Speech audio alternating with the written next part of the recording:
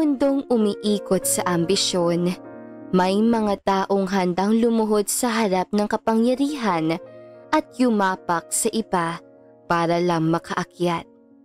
Isa na rito si Jiro, mapagmataas at sakim sa tagumpay. Para sa kanya, ang mundo ay isang laro ng oportunidad at ang tanging dapat manaig ay ang pinakamalakas. Ngunit paano kung ang kanyang pangarap na promosyon ay hindi nakasalalay sa pagpapakitang gilas, kundi sa tunay na kabutihan?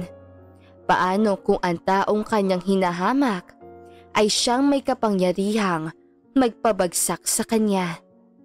Sa laban ng yabang at hustisya, sino ang tunay na magwawagi? Abala ang lahat sa loob ng restaurant. May sarili-sarili silang ginagawa, dahilan para hindi na makapag-usap ang lahat at ang iilan ay walang pahinga. Ngunit sa kabila ng masisikap na tao na walang upuan at walang pahinga, ay si Jiro na hindi handang tumulong at kumalaw kung hindi siya makakakuha ng kapalit para sa lahat ng ikikilos niya. Jiro, maraming tao ngayon. Nilagay ko na siya sa section mo dahil ikaw na lang ang hindi puno. Pakiasikaso na lang agad, sabi ng kapwa nitong waiter na si Catherine. Nag-angat na tingin si Jiro at agad na dumapo ito sa customer na sinabi ni Catherine. Ilang segundo lang natawa na siya at hinarap ang dalaga. Ayoko.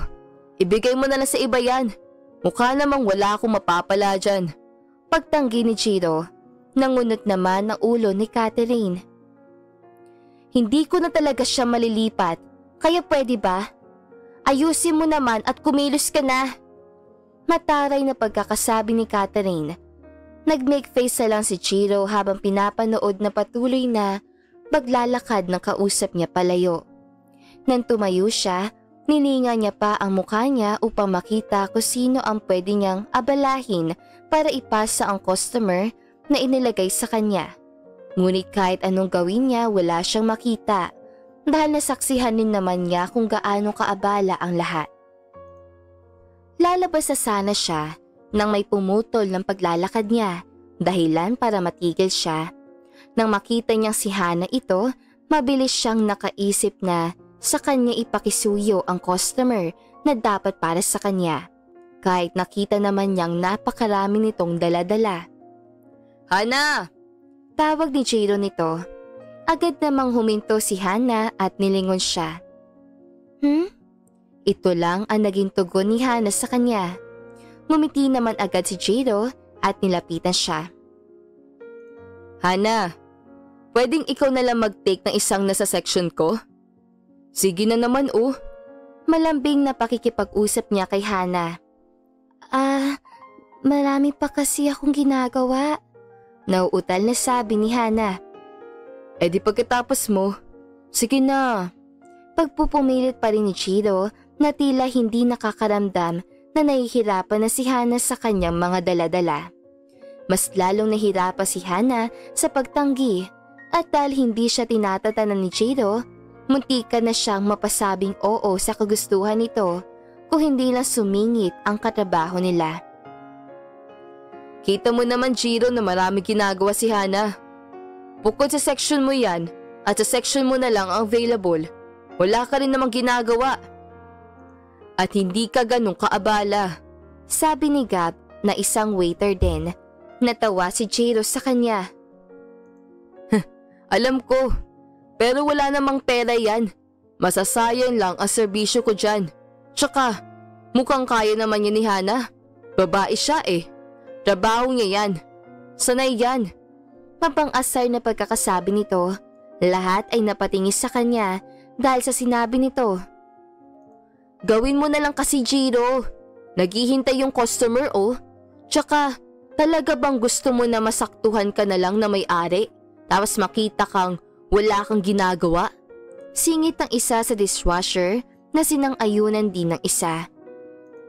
Akala ko ba gusto mong makuha ang bagong promosyon? Magsikap ka din, kagaya ni Hana. Komento din ng isa pang katrabaho nila, ngunit tinawanan lang sila ni Jiro. Ako ba pinagloloko nyo, ha? May-aring sinasabi nyo dyan. Nakita nyo ba yung itsura nun? Parang tubig lang o-orderin yan eh. Anya ni Jiro. Hindi ka rin matalino, no? Malamang hindi yan sila magpapakita para malaman nila kung sino ang nagtatrabaho na maayos. Depensa naman ni Gab. So, ibig sabihin, ngayong araw bibisita ang may-ari? Pagkaklaro ni Jiro. Tumango ang mga katrabaho niya na naging dahilan para ngumiti siya at magtrabaho. Walang ano-ano, agad siyang lumabas sa may ngiti at sinalubong ang customer na nasa section niya. Nagtrabaho siya dahil umaasa siyang makikita at makikilala niya ang may-ari kahit nalabag din sa kalooban niya na maging abala. Wala siyang ibang ginawa kundi sundin ito. Habang abala si Jiro na nagliligpit ng mga pinagkainan kanina ng kanyang inaasikaso, biglang bumukas ang pinto ng restaurant. Agad nagawi ang tingin niya doon. Tumambad sa harapan niya ang isang babae na halata mong wala talagang pera at hindi isang typical na taong basta-basta lang papayagang makapasok ng security ng restaurant nila. Dahil sa nakita, mabilis na nagbigay ng ngisi si Jiro at hindi nagdalawang isip na ipasa sa dumadaang kapwa niya waiter ang mga plato. Nagpuna siya sa apron at agad na nilapitan nang may malawak na ngiti ang babae. Good afternoon, ma'am. Dito po, may upuan. Anya sabay turo sa kung saan may bakante habang ang babae naman ay nakangiti lang, sumunod na parang walang ideya. Agad na hinandaan ni Jiro ng paper mat ang medyo may katandaan ng babae. Ito ang menu. Let me know lang po kung anong orderin. I will write back. Masiglang anya. Tumango lang ang babae na mukhang medyo nag-aalinlangan. Matapos makipag-usap, agad nilapitan ni Jiro ang isa sa mga kaibigan niya at inakbayan ito. Paano ba yan, pare? Mukhang ako na ang susunod ang tagapagmana ni Georgina. Mapang-asar at matapang na sabi ni Jiro. Nangunot naman ang noo ng kasama niya. Hindi pa naman nilalabas ang resulta ah. Tsaka, di pa rin tapos ang araw. Kaya huwag kang magpakampante na ikaw ang nakakuha ng managerial position. Seryosang sabi ng kaibigan niya na halatang pagod na rin. Kita mo ba yun? Sabay turo ni Jiro sa babaeng inasikaso niya kanina lang. Agad naman tumingin din ang kaibigan niya sa gawi ng daliri na tinuro ni Shino.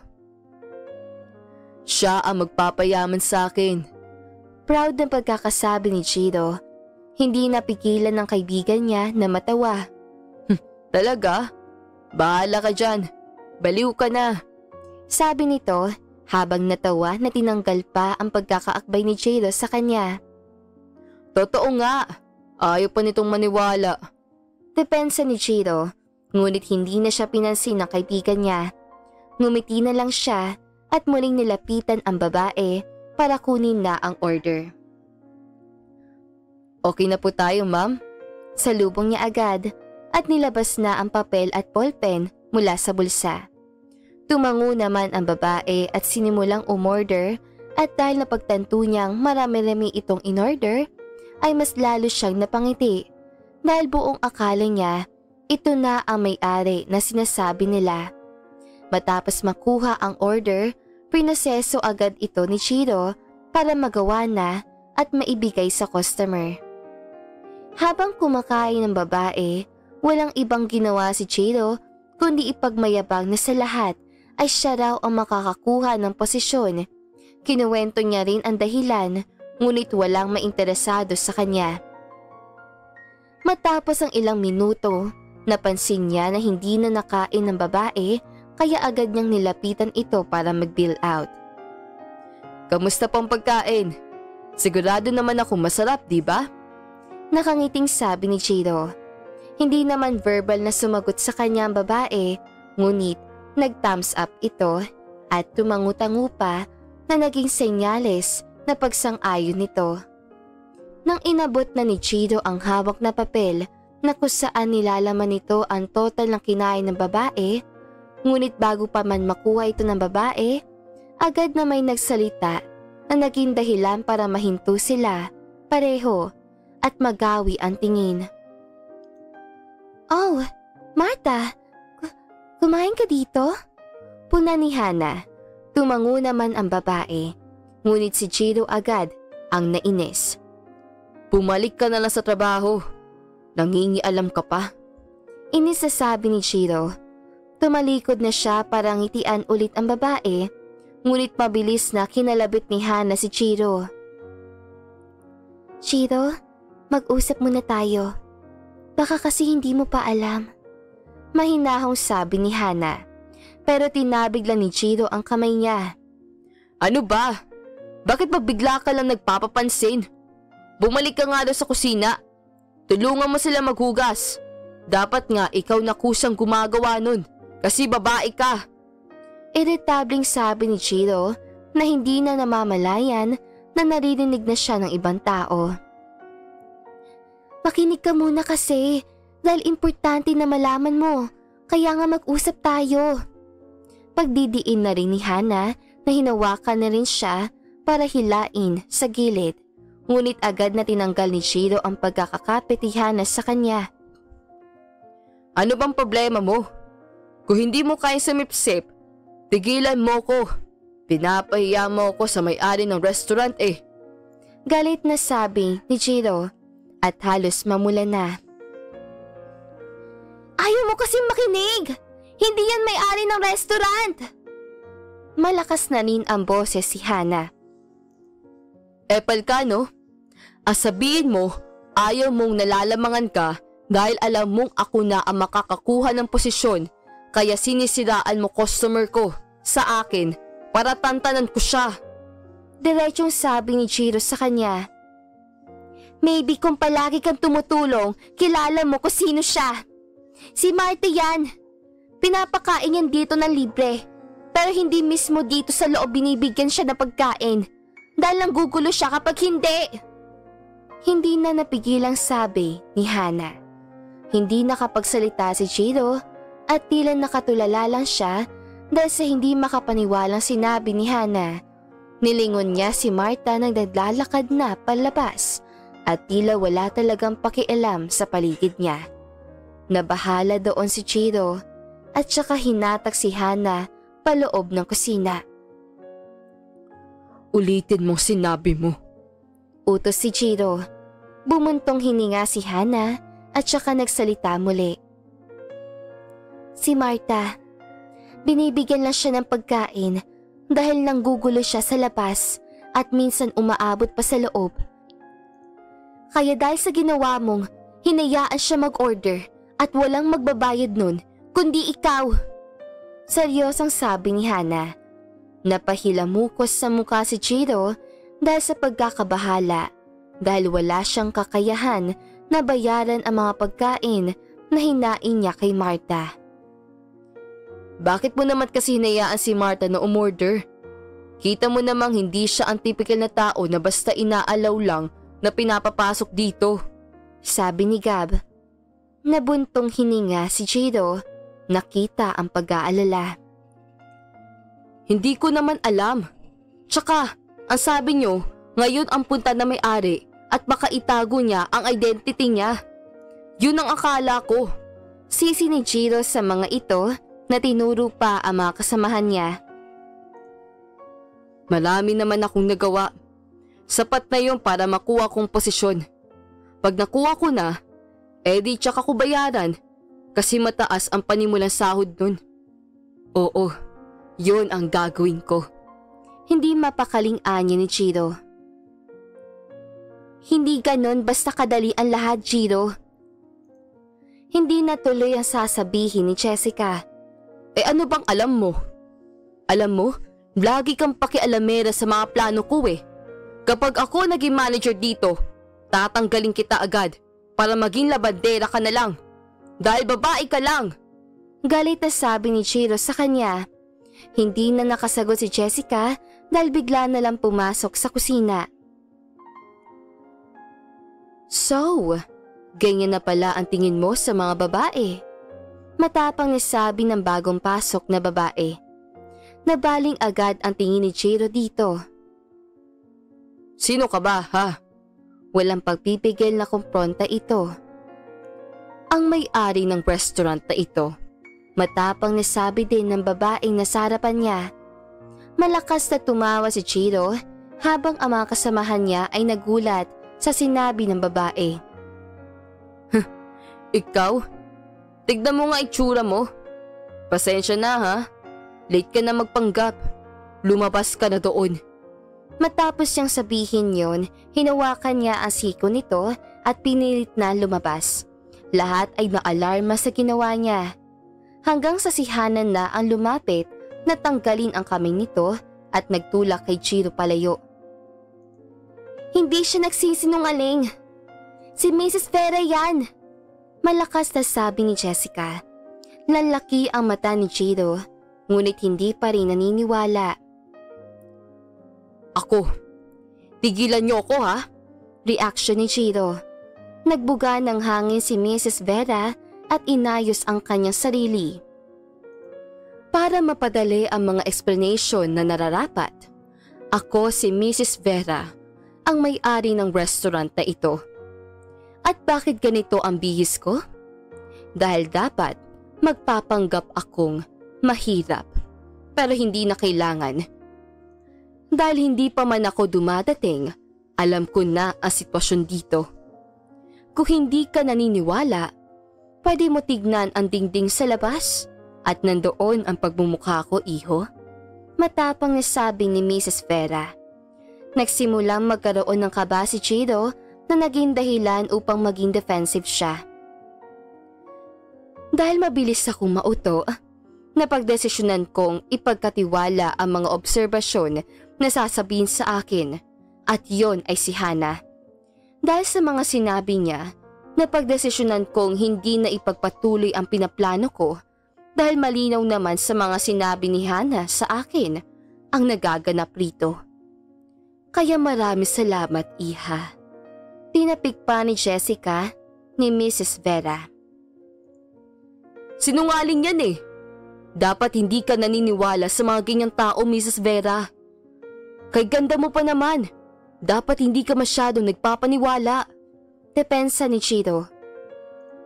Kagaya ngayon na hindi ako maniniwalang maayos kang tao, Gab? Nilibot ni Mrs. Vera ang kanyang paningin. Po, nauutal na sagot ni Gab. Binigyan siya ng malaking ngiti ni Mrs. Vera at saka nagsalita. Binabati kita dahil ikaw na ang bagong manager ngayon. Magaan na pagkakasabi ni Mrs. Vera. Lahat ay nagpalakpakan dahil kilala naman nilang talagang magaling at matyaga si Gab noon pa man. Lahat masaya sa naging anunsyong iyon habang si Jiro ay hindi makapaniwalang nagsimula siyang umapela. Ngunit wala nang makapagbago ng pasya ng may-ari.